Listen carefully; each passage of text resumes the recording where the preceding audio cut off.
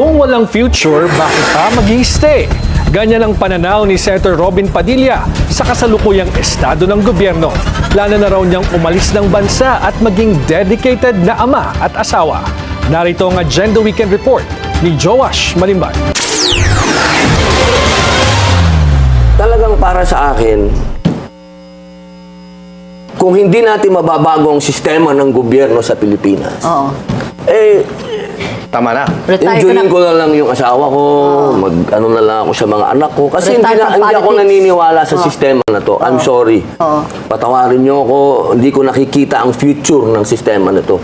Tila nagbabalak na raw si Senator Robin Padilla na mag-retire sa politika at umalis na ng Pilipinas. Sa isang panayam sa Politico Talks ng Billionaire News Channel, sinabi niya na hindi siya naniniwala sa kasalukuyang sistema ng gobyerno. Hindi idinetali ng senador kung anong sistema ang kanyang tinutukoy, pero matatandaan na isa sa mga pinakamatibay na advocate ng federal form of government si Padilla. Sinabi niya rin na dapat na umanong ibalik ang death penalty sa Pilipinas. Ako nga lang nagsusulong ng death penalty, ayaw na lang akong pagbigyan. Kasi talagang, ang paniwala ko talaga, masyado na maraming demonyo dito sa ating bayan. Dagdag pa ni Padilla, kasalanan umano ng iba't ibang international treaties na pinasok ng bansa kaya hindi umano nagkakaroon muli ng batas kaugnay ng death penalty. Kwento pa niya, naglilibot na sila ng kanyang asawang si Mariel sa mga bansang maaaring lipatan oras na magretiro ang senador.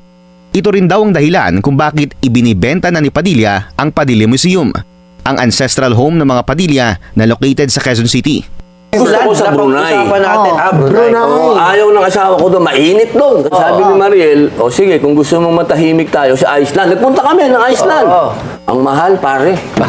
Kaya napunta doon sa usapin na ibebenta ko yung bahay. Paglinaw ng senador, hindi fundraising para sa susunod na halalan ang dahilan ng pagbebenta niya ng property. Pero sakaling manalo aniya si Vice President Sara Duterte bilang Pangulo sa 2028, bukas daw siyang gumampan sa isang anti-crime related posisyon. Para sa Agenda Weekend, Joash Malimban, Billionaire News Channel.